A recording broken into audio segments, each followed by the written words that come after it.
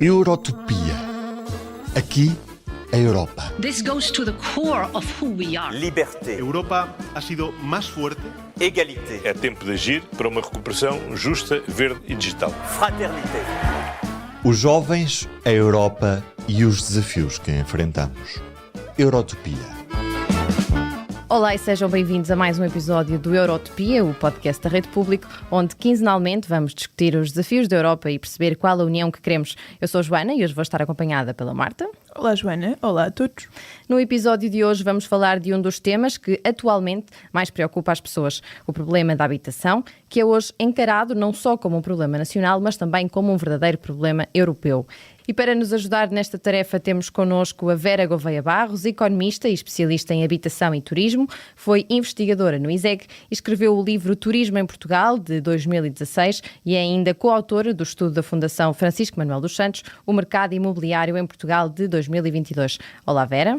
Olá, obrigada pelo convite. E a Mariana Esteves, economista, investigadora e doutoranda na Nova SBE, entre 2020 e 2022 foi coautora dos relatórios Portugal, Balanço Social, que traçam o retrato da pobreza, exclusão social e desigualdade em Portugal. É ainda coautora do podcast Mão Visível e recém-colunista na revista Sábado. Olá, Mariana.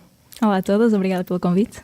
E hoje vamos falar de habitação, é um tema que nós queríamos muito trazer há algum tempo e, portanto, vamos começar por enquadrar este tema com alguns números. Segundo dados do Eurostat, o preço médio das casas na UE aumentou 37% entre 2010 e 2011. Em Portugal, no mesmo período, o aumento foi de 68,8%. Em alguns Estados-membros verificou-se mesmo mais de 100% de aumento, ou seja, as casas duplicaram os seus preços em 10 anos. No que diz respeito ao arrendamento, na UE aumentaram em média 16% entre 2010 e 2021. Em 2022, 8,7% da população da UE gastou 40% ou mais do seu rendimento disponível em habitação. No nosso país, e segundo dados do Banco de Portugal, há cada vez mais famílias a terem despesas com o crédito à habitação superiores a 50% do rendimento líquido do agregado. Estamos em plena campanha legislativa em Portugal e a habitação é um dos temas que mais se tem falado. No entanto, de um lado e de outro não é consensual se este é um problema nacional ou se é um problema verdadeiramente europeu e por isso a primeira pergunta que vos lançaria às duas é se o problema da habitação é de facto um problema só nacional e apenas com resolução a essa escala ou se é um problema que requer intervenção europeia. Vera, começaria por si. Eu até acho que é um problema, ou por outra. Eu acho que são vários problemas e diferentes problemas com variadas importâncias a nível regional. Creio que ainda hoje, por exemplo, saiu um estudo do Gabinete de Estudos e Estratégia do Ministério da Economia que mostra precisamente isso. E também a investigação mais recente, aquela que citaram, do estudo da Fundação Francisco Manuel dos Santos, mostra isso, que as diferentes regiões têm diferentes realidades.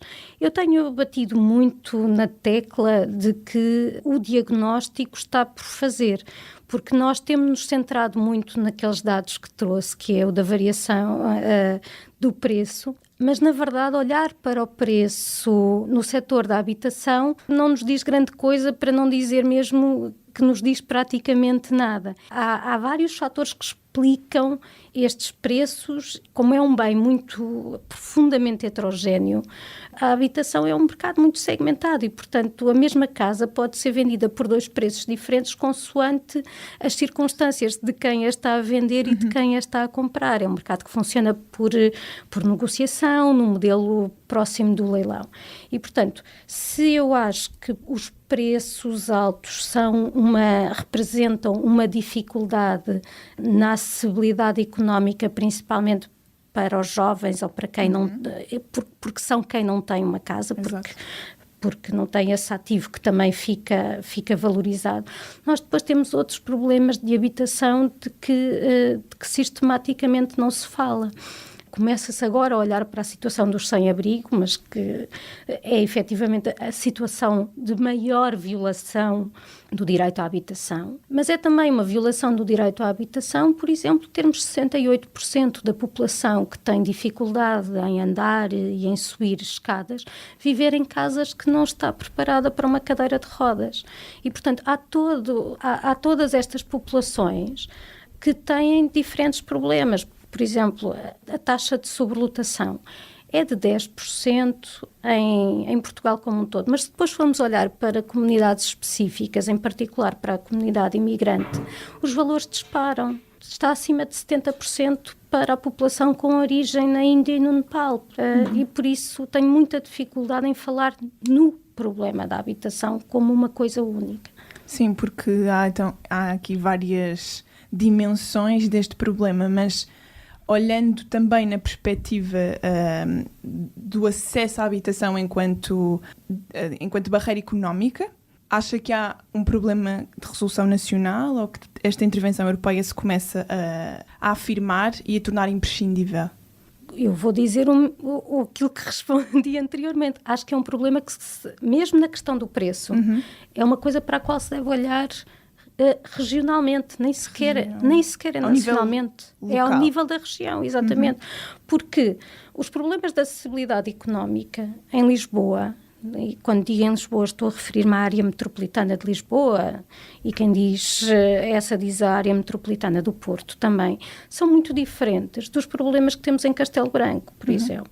E, na verdade, eu acho que a falta de coesão territorial é um dos fatores que explica, na verdade, esta situação que nós estamos a viver, porque temos 44% da população portuguesa a residir em duas áreas metropolitanas traz, naturalmente, problemas de congestionamento na habitação e no resto. Exatamente. E depois temos o resto do país desertificado com os problemas que isso também traz, não de congestão, mas de abandono, de que nos lembramos quando começa a arder. Mariana? Não, eu concordo plenamente. O que sabemos é que é um problema a nível europeu, está a afetar muitos países na Europa, também nos Estados Unidos, também em muitos países da OCDE. Um dos últimos boletins do Banco Central Europeu o que mostrava é que no pós-Covid o impacto na habitação acabou por ser atenuado na União Europeia em comparação aos Estados Unidos por algumas políticas que os governos nacionais foram tomando para controlar ou para dar apoios pontuais às famílias com menor rendimento que precisariam desses apoios. Mas claro que é um problema que tem que ser olhado a nível regional e que quando olhamos para um país como Portugal, que tem umas diferenças gigantes, onde é que está concentrado o mercado de trabalho, as oportunidades para os jovens e para o crescimento económico, estão altamente concentradas nas áreas metropolitanas de Lisboa e do Porto, vamos inevitavelmente ter um maior congestionamento nessas zonas e o aumento do preço das rendas, a impossibilidade das gerações mais novas conseguirem aceder ao crédito à habitação porque têm empregos com baixos salários e precários, faz com que, de repente, agora falando dos jovens, há uma geração inteira que não consegue ter o direito básico de ter onde voltar depois de um dia de trabalho ou depois de um dia de aulas para poder viver a sua vida. E isto acontece, se nós formos ver o aumento do preço das casas, claramente Lisboa tem muitos problemas, no Porto também, no Algarve, mesmo no Alentejo, vê-se estas diferenças a cada vez existirem mais. Portanto, sim, eu acho que, e respondendo à pergunta de o que é que pode ser feito a nível europeu, acho que apesar da União Europeia não ter uma intervenção direta nas medidas nacionais a nível de habitação, são decisões de política pública de cada um dos governos, a União Europeia tem metas que pode cumprir ou que pode pedir aos governos para se comprometerem a cumprir. Por exemplo, uma das metas que temos até 2030 a nível europeu é diminuir o número de pessoas em situação de risco de pobreza ou exclusão social em 15 mil milhões. Obviamente, para tirarmos as pessoas da pobreza e de exclusão social, é necessário que estas pessoas tenham uma casa para poderem ter... Para viver, exatamente. E pronto, e outras medidas que podem ser feitas de combate à evasão fiscal e de combate à concorrência fiscal que se vive e que tem por base muitos dos benefícios fiscais que depois tentam atrair investimento externo de uns países para os outros da União Europeia. Eu acho que a nível europeu, quanto mais coesos estivermos a nível fiscal, melhor vai ser o Estado Social e o investimento público que podemos ter a nível de habitação também. Por acaso ia pegar agora neste aspecto para também perguntar à Vera isso, porque a Vera estava a dizer que este problema era um problema de facto regional. E a minha pergunta era se, ainda que seja regional e percebendo que há essas diferenças dentro dos próprios estados e dentro dos próprios distritos, etc., se esta parte que a Mariana estava a falar também não era relevante. Ou seja, até que ponto, mesmo dentro da União, havendo esta competição fiscal entre os estados, competição por imigração, etc., tem efeitos também aqui no mercado de habitação? Sim. Obviamente as questões não estão desligadas, atenção, não é? Portanto, quando eu olho para a questão da acessibilidade económica à habitação, o conceito de que eu sou mais fã é precisamente o de acessibilidade à habitação e não de habitação acessível. Não querendo ser aqui muito teórica, mas a habitação acessível tem que ver com a relação do preço da habitação com um preço de referência, ao passo que a acessibilidade à habitação é na comparação entre o preço e o rendimento. E, portanto, obviamente que eu estou mais próxima desta segunda definição em que olha para preço e olha para rendimento e, portanto, também podemos agir pelo lado dos rendimentos. Até porque, reparem, alguém que os preços da habitação podem estar muito baixos, que se alguém não tem um emprego, não consegue pagar, não é? Como eu costumo dizer, uma pessoa que não sabe nadar morre afogada, quer não tenha pé por 5 centímetros, quer não tenha pé por 3 metros. Claro. E, portanto, em relação ao rendimento, isso sucede. E também sou muito defensora de que as políticas públicas em geral, e a da habitação em particular, não deve ser encarada como um silo.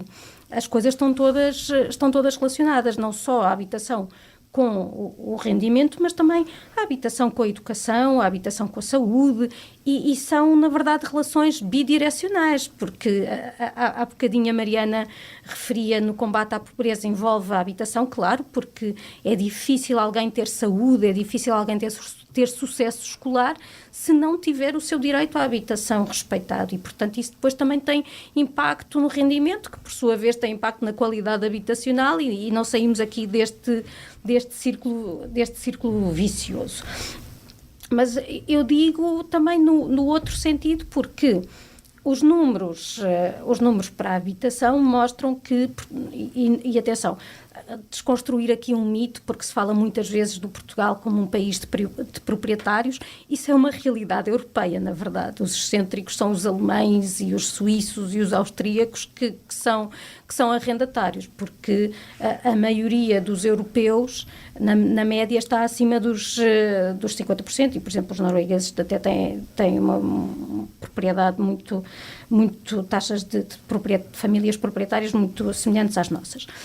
Mas se uma família tem casa própria, portanto, se habita a casa, qual é que é o seu problema de habitação quando os preços sobem? Será se ela quiser mudar de casa para uma casa que é mais cara e, portanto, ainda que a diferença percentual seja a mesma, se a casa que eu tenho cobre, por exemplo, 80% do custo da casa que eu preciso, obviamente estes 20% em termos absolutos vão corresponder a um valor superior. Mas a pergunta que nós temos de fazer é, então, mas porquê é que esta casa que a pessoa habita deixou de responder às necessidades desta família? Exato. E pode ser porque é uma família que quer ter mais filhos, por exemplo, e a casa não tem a dimensão, e aí, de facto, não há grande alternativa que não seja mudar. Mas pode ser um problema de não haver escolas com qualidade naquela área de residência. Ou terem mudado de trabalho e não conseguirem chegar. Ou mesmo não terem mudado de trabalho, ser o mesmo, mas estarem cansados de horas e horas que se perde em transportes públicos. Isso é uma questão que nós vemos, por exemplo, nos dados dos censos que nos contam, que nos traçam um retrato dramático relativamente à mobilidade aqui nas áreas metropolitanas. São horas e horas de vida que as pessoas perdem em transportes, tendo de fazer várias... E essas horas não se recuperam, são horas que deixam de estar com os filhos, por exemplo. Pode ser o problema de alguém que está no interior e precisa de serviços de saúde e não tem.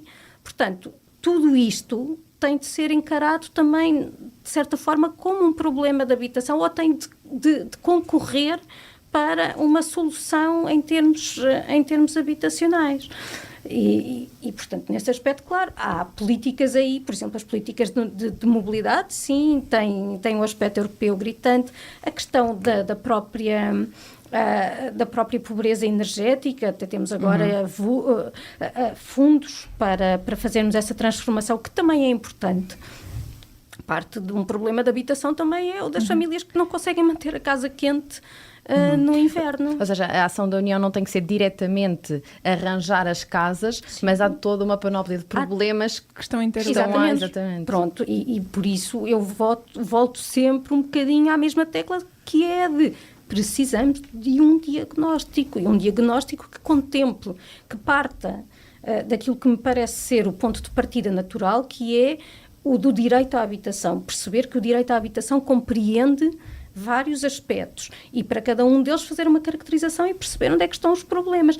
Inclusivamente, quando eu falo nesta questão até mesmo da própria acessibilidade e da oferta pública de habitação, de que eu sou fã, nós precisamos de compreender que famílias é que necessitam de habitação, onde, com que características, porque acho que parte desta situação decorre não apenas de preços, mas também de questões sociológicas, de alteração da composição do agregado familiar. Nós temos cada vez mais pessoas a viver sozinhas e reparem que a casa que uma pessoa sozinha precisa é mais ou menos a casa que um casal precisa, mas é a diferença entre ser uma pessoa a pagá-la ou a dividir esse custo. Temos também cada vez mais famílias ditas monoparentais, mas que até pode corresponder a situações de casais que se separam e que, tendo filhos, têm guarda partilhada e, portanto, este casal que antes, imagina, tinha 2 filhos e ocupava um T3, agora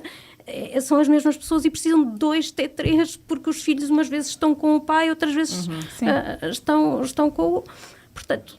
Olhando para estas dimensões todas, agora vou aqui estender a conversa à Mariana.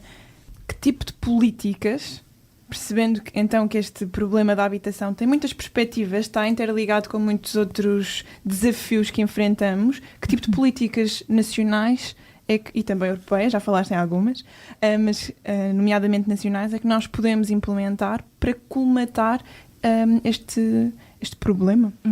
Ou problemas? Bem, só corrigir aqui um dado que eu dei há bocado, que a meta da União Europeia para reduzir a pobreza é de 15 milhões, eu disse, acho eu, 15 mil milhões. Mas, portanto, tirar 15 milhões de pessoas da pobreza. Soluções para Portugal. Eu acho que claramente aqui as coisas têm que ser vistas em 2 perspectivas, uma de curto prazo e outra de longo prazo. Há uma coisa que é óbvia, nós temos um parque habitacional público dos menores da Europa, estamos muito abaixo da média, temos 2% de habitação pública, a média é 10%, e há países com muita habitação pública que chegam aos 20%, como é o caso da Áustria, da Dinamarca e da Holanda. Portanto, investir em termos de habitação pública para quem precisa dela e que seja uma habitação pública de qualidade, lá está, que não tenha pobreza energética, que também não seja segregada, porque é o que muitas vezes o que aconteceu com o primeiro direito e com a vontade certa de tirarmos as pessoas de uma condição completamente indigna de pobreza habitacional, foi que construímos bairros sociais em zonas segregadas da cidade, ou que criamos guetos sociais que à sua volta não têm um espaço cultural, não têm um espaço social que se possa envolver com a cidade. E, portanto, todas as políticas que venham no sentido do parque habitacional público têm que ter em conta essa questão de não segregar e de integrar. Há países que têm, por exemplo, propostas de cada novo prédio que seja construído tem que ter uma percentagem que seja habitação acessível para poder dar espaço a quem precisa de também estar nessas habitações. Mas isto, claro, demora o seu tempo, é uma política de longo prazo e para muita gente o problema é agora e precisam de soluções agora. Obviamente, no imediato, é aquilo que já tem sido feito e que é feito em muitos países, que é dar apoios a quem precisa. Apoios ao pagamento da renda, ou apoios no crédito, à habitação. Isso é o que se pode fazer para ter a certeza que ninguém deixa de poder viver por causa deste problema. Outras coisas são, obviamente, fala-se do controle de rendas, é uma coisa que tem sido muito debatida nos debates políticos, porque alguns partidos têm essa visão. O controle de rendas, apesar de ser feito em alguns países, tem alguns problemas de poder eventualmente tirar casas do mercado de arrendamento, de poder também ser regressivo, na medida em que pode abranger pessoas que não precisariam tanto, e esses fundos que podiam estar a ser canalizados para quem efetivamente precisa mais. Mas pronto, acho que as políticas que têm que ser feitas em Portugal, no imediato têm que passar por estes apoios pontuais e no longo prazo têm que claramente passar por um parque habitacional público muito maior e por uma política de transportes de qualidade que permita alargar o conceito de cidade para lá das áreas metropolitanas que temos agora muito pouco ligadas. Como acho que a Vera também já foi aqui comentando um bocadinho que tipo de políticas, o que é que acha essencial que se faça, falámos do diagnóstico.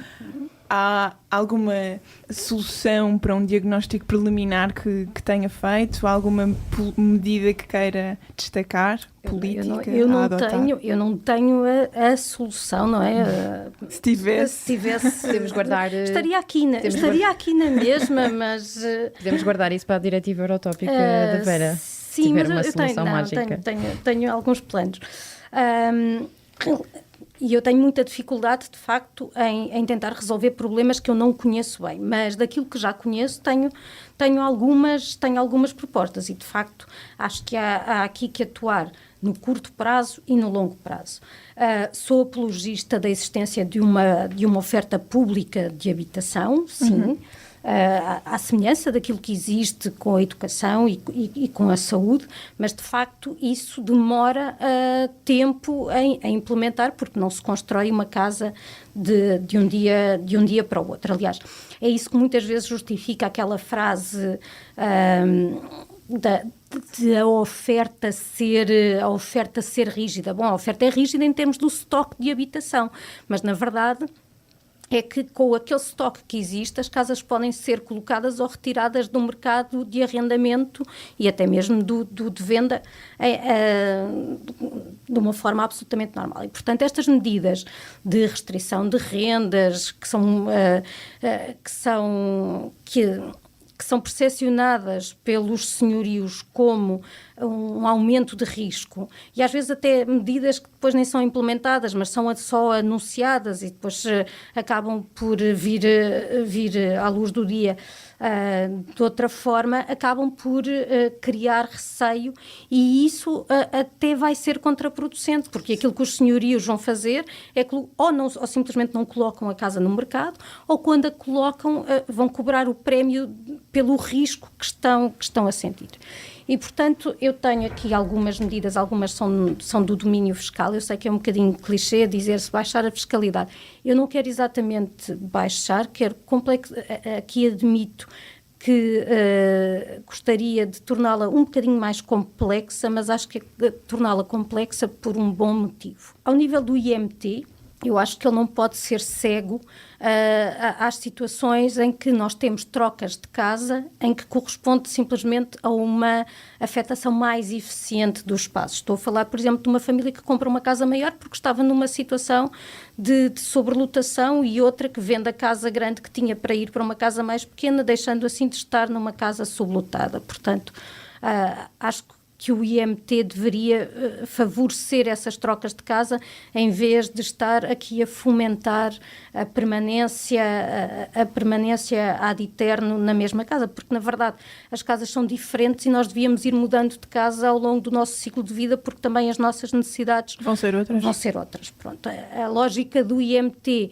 é uma de evitar a especulação imobiliária, mas, por exemplo, uma forma de lidar com isso é fazer uma restituição do IMT no IRS ao longo, por exemplo, de um prazo de 5 anos ou 10, não pensei num prazo concreto, mas isto tem a vantagem de eu assim estou a devolver o IMT faseadamente, o que quer dizer que quem vender a casa a curto prazo não vai ter essa restituição completa e, por outro, faço em sede de IRS, o que quer dizer que não estou simplesmente a lidar com alguém que está fora, não é alguém que tem de ter declaração de IRS cá. Outra é a própria fiscalidade, olhar para a taxa de esforço das famílias e ser mais simpática para os senhorios que vão cobrar uma renda que representa uma taxa de esforço menor e, ao mesmo tempo, bonificar contratos mais longos. Esta bonificação dos contratos mais longos está inscrita já na parte do IRS, mas isto foi feito em escalões, ou seja, um contrato de 2 anos tem exatamente o mesmo desconto no IRS que tem um contrato de 4 anos. E isto não é preciso ser economista para perceber que é dar um incentivo errado, ainda para mais quando a renovação duplica o desconto. Mas como eu posso, ao aumentar a duração, também me compensar cobrando uma renda mais alta, eu entraria aqui também com a taxa de esforço para calibrar isso. Depois, coisas que que a Mariana também já referiu, a questão da rede de transportes, não apenas numa lógica de área metropolitana, mas também numa lógica de território nacional. Hoje em dia, no pós-pandemia, temos cada vez mais o recurso ao teletrabalho e, portanto, já não é impensável que uma pessoa trabalhe a partir de Viseu, mesmo que a sede do seu local de trabalho fosse em Lisboa ou no Porto. É preciso que, quando necessita de ir ao local de trabalho que fica nesta zona central, saiba que tem um transporte que chega a horas, que é fiável, que não demora imenso tempo, não tem que fazer entre transbordos. Nas áreas metropolitanas, eu apostaria muito naquilo que é uma qualificação do espaço urbano, porque, na verdade, e isto é um achismo meu, não é nada que seja baseado em estudos, mas eu acho que o desordenamento do território é parte do problema habitacional. Portanto, vivermos em espaços que são meros dormitórios, que depois não oferecem qualidade em termos das infraestruturas, por exemplo, culturais, de fruição, de espaços verdes. Não, acho que era preciso fazer isto e mesmo até depois uma intervenção na própria arquitetura. Portanto, já temos aqui algumas ideias. Há aqui muitas ideias.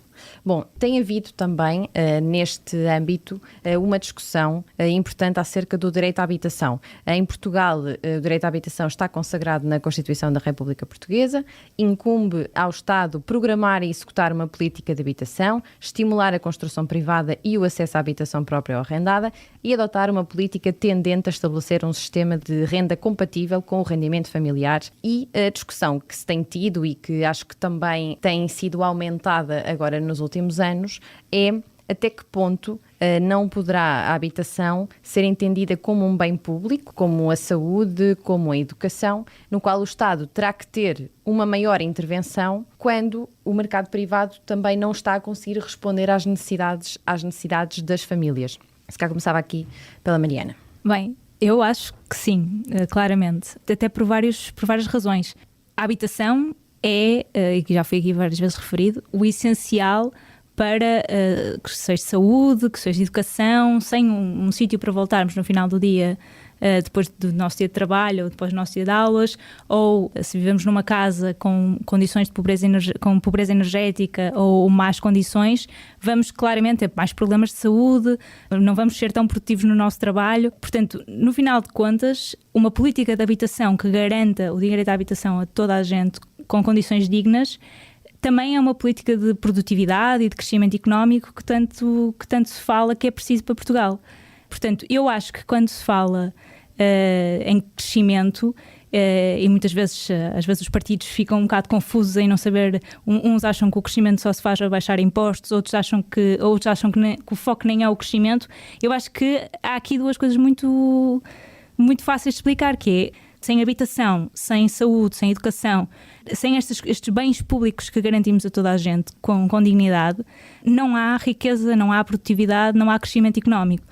Não sei se a Vera concorda, ou seja, a partir do momento em que o mercado privado não consegue responder a esta necessidade básica da habitação, até que ponto o Estado deveria ter uma maior intervenção, como faz na saúde e na educação, garantindo universalmente o acesso? Isso foi uma resposta que já dei há pouco. Eu sou a favor da provisão pública de habitação numa lógica diferente daquela que tem vigorado até agora, que é a de que a habitação de provisão pública é exclusivamente para as classes com muito baixos rendimentos. Portanto, olho para a habitação.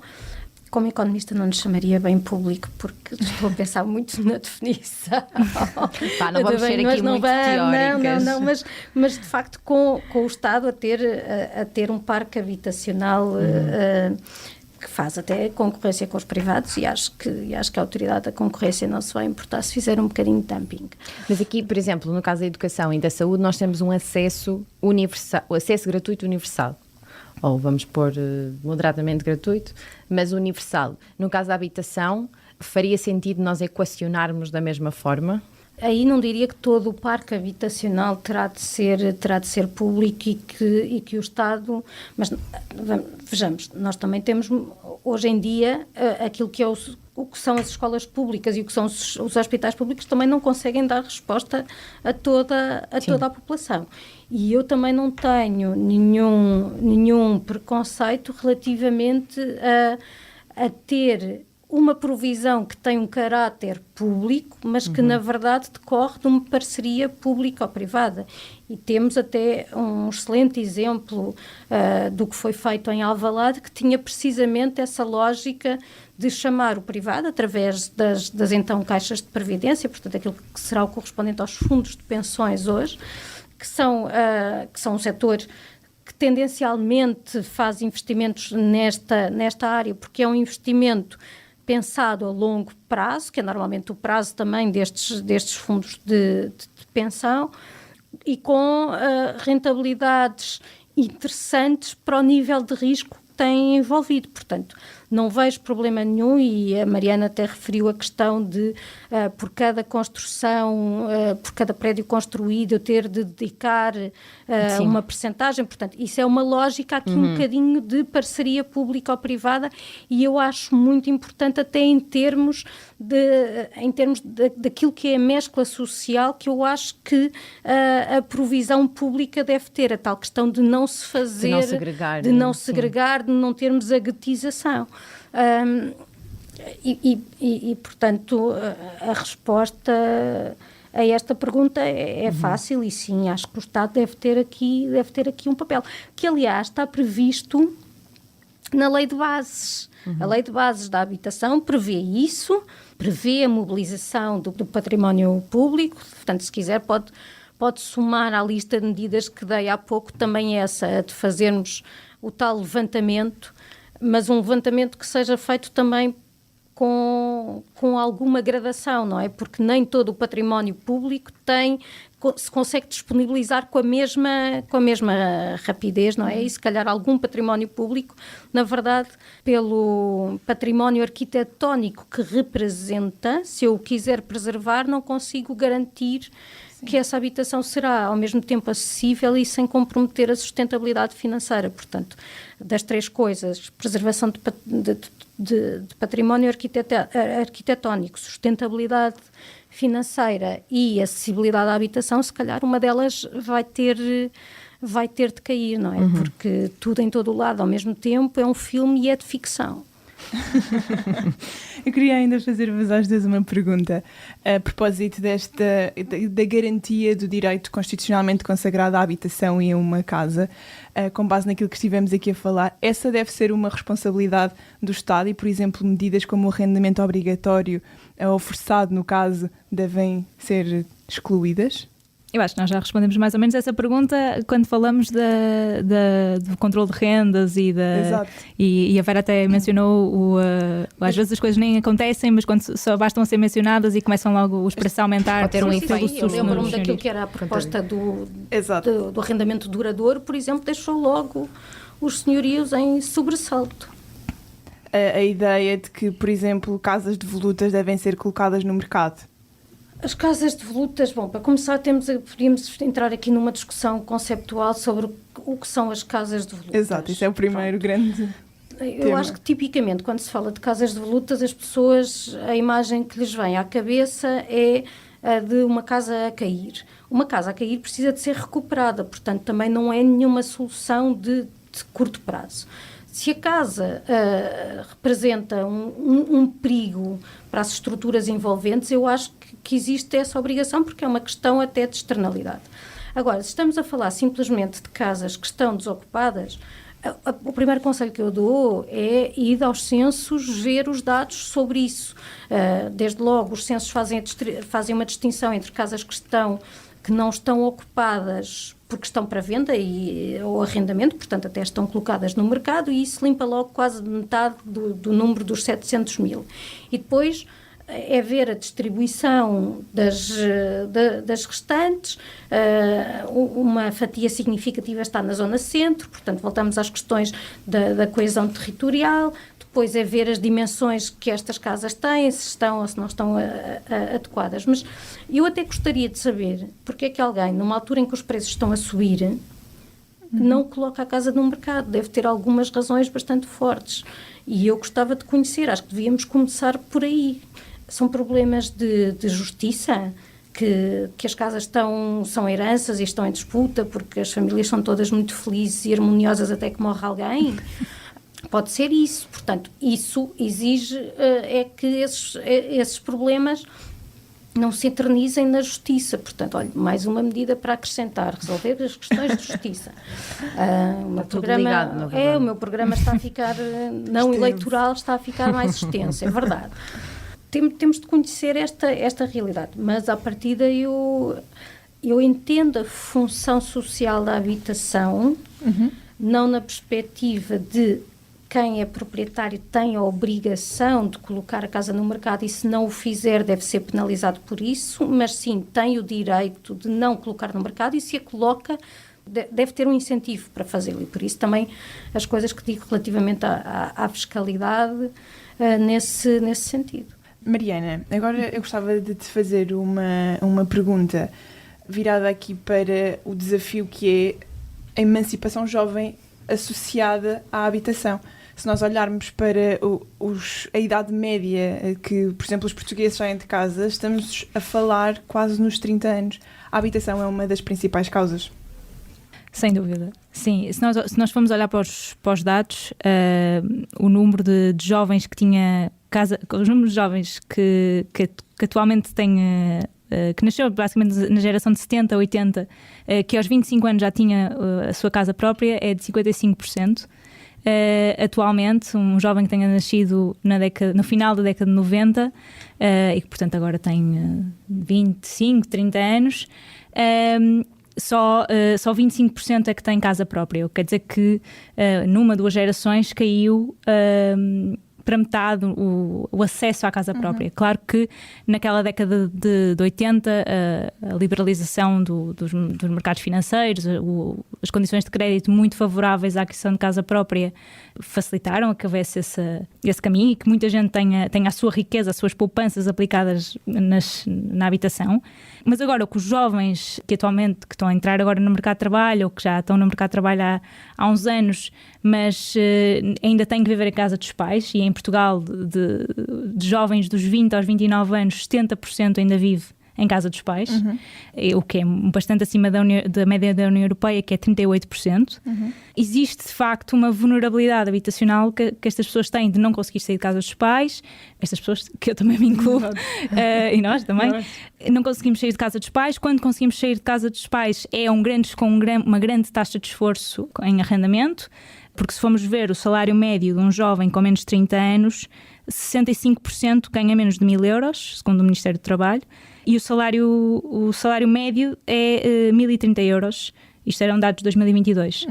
E, portanto, se formos ver, por exemplo, eu na altura que saíram os últimos dados do preço médio por metro quadrado em Lisboa, fiz as contas e uma casa, os dados são nacionais, mas eu fiz as contas para Lisboa porque, na verdade, é onde as oportunidades de emprego e mesmo de educação, de ensino superior, acabam por estar mais concentradas em Portugal.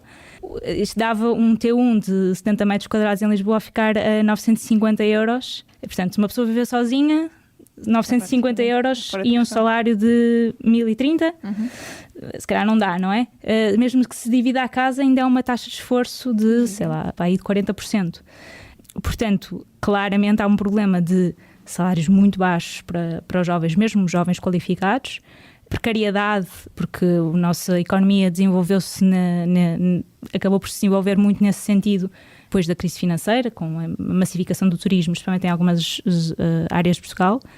E, de facto, se formos ver os dados do inquérito às condições de vida e rendimento, os jovens, em 2021, os jovens entre 18 e 34 anos, 1/3 tinha contratos temporários. O que, claro, gera mais precariedade e também são mais expostos a choques externos, como foi o caso da pandemia, que acabou por mandar muitos jovens de volta para a casa dos pais e agora cada vez temos mais dificuldade em sair. Antes de começarmos a gravar, disseste uma coisa muito engraçada, que foi habitação é sinónimo de jovens. Isto é, de facto, uma das principais preocupações das gerações mais novas. A habitação influencia o sentido do voto dos jovens? Eu acho que de uma camada de jovens que fica em Portugal e e que começa a trabalhar no pós-pandemia, e mesmo quem não começou a trabalhar no pós-pandemia, acho que crescemos com os nossos pais a terem casa própria, a isso ser um ativo que banalmente sabíamos que as pessoas conseguiam ter por volta dos 25, 30 anos. Era quase um primeiro objetivo de vida. Sim, íamos ter a nossa casa, íamos emancipar-nos e depois de repente... ou seja, se fizéssemos os passos todos corretos, não é? Mesmo se não fizéssemos, cá também conseguíamos ter casa própria, mas portanto íamos para o ensino superior, tirávamos o nosso curso e comprávamos casa e constituíamos família e vivíamos felizes para sempre. O que aconteceu não foi isso, foi muito pelo contrário. Fizemos os nossos cursos superiores, muitos de nós, e vimos-nos com salários muito baixos, incapazes de pagar uma renda nas áreas metropolitanas do nosso país. E pronto, e vamos-nos afastados da possibilidade de poder fazer uma poupança que chegue sequer para dar uma entrada para uma casa, porque nem sequer vamos conseguir ter um crédito de habitação, dado que não temos um emprego estável ou um rendimento que o permita. Portanto, são demasiados contratempos no início de vida que acabam por influenciar provavelmente a nossa vida inteira. Por isso, existem alguns estudos que mostram que quando uma pessoa entra no mercado de trabalho numa crise, portanto, por exemplo, a pandemia, e no meu caso eu entrei no mercado de trabalho na altura da pandemia, que isso afeta a carreira da pessoa por mais de 10 anos. Portanto, o que interessa aqui é a ideia de que os efeitos são de longo prazo, ou pelo menos médio prazo. Portanto, é importante, e é claramente, no caso da habitação, óbvio, e vemos as pessoas todas que estão na rua e como isso mobiliza os jovens, porque é um direito que não temos acesso. Influencia-nos. Vou considerar isso, sim. Influencia o nosso sentido de voto. Eu diria que sim. Vera, a Mariana também trouxe aqui um ponto e que ao longo destes anos tem sido de facto, vamos dizer, conotado e tem sido entendido como um dos grandes fatores que levou ao aumento tanto das rendas como também do preço dos imóveis nas grandes áreas metropolitanas, que é o turismo. Ou seja, até que ponto, e também sendo a Vera uma especialista em turismo, até que ponto de facto o turismo continua a ser, tanto, vamos falar aqui de Lisboa e do Porto, continua a ser o grande motor, e foi o grande motor para este aumento, sendo que nós temos, como a Mariana estava a dizer, a população portuguesa com níveis de rendimento bastante baixos face aos níveis de rendimento dos turistas que recebemos e também hoje em dia dos próprios nómadas digitais e pessoas que vêm viver para o nosso país em situações de teletrabalho, que começa a ser cada vez mais regular. Até que ponto este é de facto um dos grandes motores para este aumento que nós tivemos dos preços no mercado da habitação? O turismo é um fator, eu não tenho dúvidas, e é um fator por diferentes vias. Primeiro, porque o turismo, à semelhança de outras atividades económicas, exerce num espaço, requer um espaço físico e, portanto, constituiu-se como procura desse mesmo espaço. Tanto o alojamento local de habitações isoladas, como dos próprios os hotéis, também compraram edifícios, portanto, por aí é uma via. Outra via é a de... O turismo também muitas vezes está ligado a uma revitalização urbana e, portanto, torna aquelas zonas mais aprazíveis, mais desejadas e, portanto, isso depois tem uma repercussão nos preços. E, finalmente, porque é um setor que gera emprego, gera riqueza e todos sabemos que rendimento é um dos fatores explicativos do comportamento dos preços. Portanto, não nego de modo algum a influência do turismo nos preços. No entanto, acho e é uma opinião sustentada em alguns estudos, não é o único ou até mesmo o principal responsável por aquilo a que assistimos no mercado imobiliário. Aliás, Lisboa deu aquilo que é uma experiência bastante, deu uma quase experiência bastante interessante na medida em que houve restrições ao alojamento local e que foram feitas em 2 momentos distintos no tempo. E, portanto, eu consegui perceber o que é que estava a acontecer nas freguesias que tiveram essa restrição antes das outras. E aquilo que nós assistimos foi: os preços aumentaram, naquelas que tiveram a restrição mais cedo, aumentaram 9% abaixo daquilo que seria a evolução expectável se não tivesse existido essa restrição. Portanto, há aqui um impacto, mas a que se somam todas as coisas de que falou e ainda outras, que taxas de juros historicamente baixas. Depois, há bocadinho, no início desta nossa conversa, eu falava aqui da diversidade que nós temos, da heterogeneidade que nós temos neste bem. O facto, por exemplo, de eu poder estar a comprar casas mais pequenas, as casas mais pequenas têm um custo por metro quadrado que é superior, porque numa casa, independentemente de ter 1 ou 5 divisões, tem de ter uma cozinha, e uma cozinha é das coisas mais caras de construir numa casa. Portanto, nós vemos isso nos dados do preço por metro quadrado para as tipologias, ele vai descendo à medida que as casas ficam maiores, e portanto basta ter esse efeito de recomposição. Para além de termos tido no mercado, aqui já não tenho dados, mas o facto de no mercado terem surgido habitações mais no centro especificamente de Lisboa e Porto, em que é normal que os centros das cidades sejam as zonas mais caras. Portanto, se durante muito tempo estas foram zonas que estiveram fora do mercado e depois entram com reabilitação, e reabilitação que até tem de corresponder a uma série de requisitos, os tais de preservação de património, é normal que isso também leve a que o preço suba. Portanto, eu acho que o que nós temos de encontrar aqui é uma palavra que é muito cara aos economistas, que é a de equilíbrio. Até porque cada vez mais os turistas mais sofisticados, e mais sofisticados é uma forma de dizer aqueles que deixam mais dinheiro no destino e que, portanto, são mais interessantes economicamente. São turistas que muitas vezes até procuram o alojamento local, não porque é mais barato, mas porque lhes dá uma experiência de autenticidade. Ora, essa experiência de autenticidade exige que haja população residente nas imediações. Portanto, os turistas não querem ir para lugares onde só estão turistas, e aliás isto é uma coisa que não começa a ser difícil que não é de agora. Já o Stendhal, quando chega ao Coliseu, fica muito arreliado porque aquilo está cheio de turistas como ele era. E agora também, e aqui não é a minha área, será a área de quem está ligado ao urbanismo, mas parece-me que as cidades têm várias zonas com diferentes vocações, e eu às vezes faço aqui alguma arqueologia, inclusivamente nas notícias, e vou procurar coisas que se escreviam em 2006, 2007, 2008. É claro que as tendências mudam, e também houve um certo desejo de regresso à cidade. Cada vez mais as pessoas querem ter uma mobilidade suave e, portanto, isso implica que estejam em zonas centrais.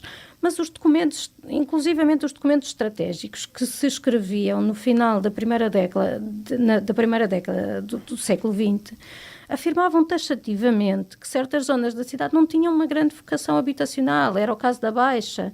Diziam eles, pela própria estrutura que tem dos edifícios, é algo que está muito mais virado para os serviços, para o comércio, para o turismo.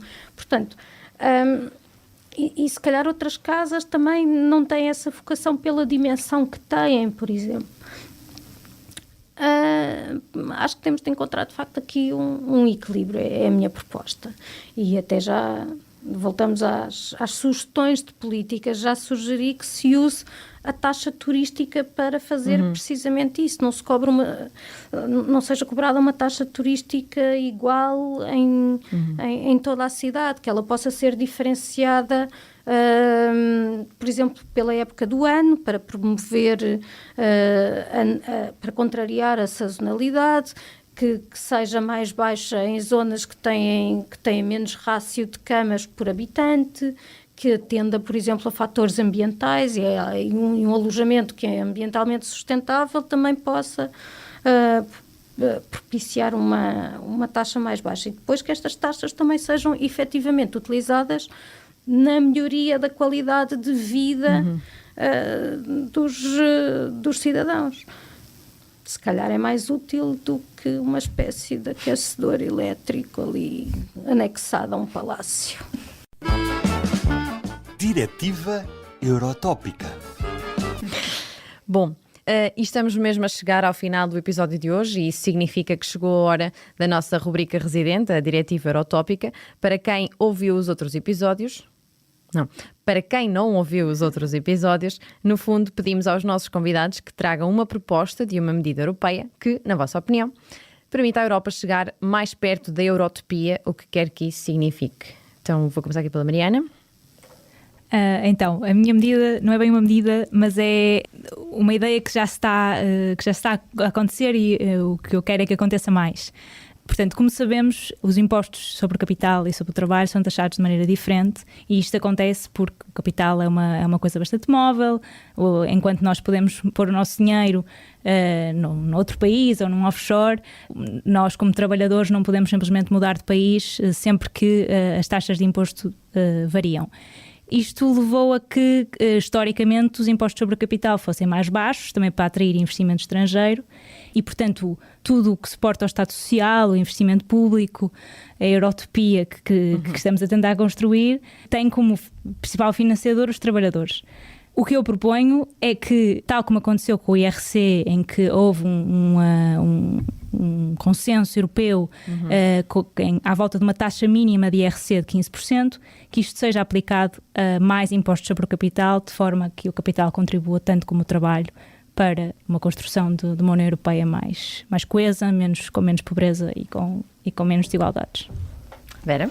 Eu tenho uma proposta que se calhar não é muito eurotópica, é mais eurotirana e a minha ideia era de como nós aqui muitas vezes só fazemos as coisas por imposição externa, houvesse uma diretiva que nos obrigasse a ter uma espécie de quadros de pessoal para a habitação. Os quadros de pessoal são estatísticas relativamente ao trabalho, que mostram o percurso do trabalhador, e eu não quero saber a casa da A de B ou o que é que lhe aconteceu, eu quero saber coisas sobre a habitação, em média, quanto tempo é que uma casa fica nas mãos do mesmo proprietário, os contratos de arrendamento, com que duração são feitos, com que periodicidade, quantas vezes é que são renovados, enfim, essas coisas que nos ajudam a ter o tal diagnóstico que eu sinto que faz falta. Se quiserem um bocadinho mais por eurotopia e pensando aqui numa adesão ao projeto europeu, um combate aos populismos e aqui um bocadinho arranjem feriados europeus, feriados comuns à Europa. 9 de maio. Por exemplo, podemos começar por aí, que eu acho que as pessoas vão sentir-se mais agradadas com a União. Mais integradas. Bom, e chegámos então ao final de mais um episódio do Eurotopia. Muito obrigada às duas por terem estado aqui hoje também connosco. E como dissemos, voltamos quinzenalmente à antena do público para discutir os desafios da Europa e perceber qual a união que queremos. Até à próxima. Eurotopia. Aqui, a Europa. This goes to the core of who we are. Liberté, Europa ha sido más fuerte, égalité, É tempo de agir para uma recuperação justa, verde e digital. fraternité. Os jovens, a Europa e os desafios que enfrentamos. Eurotopia.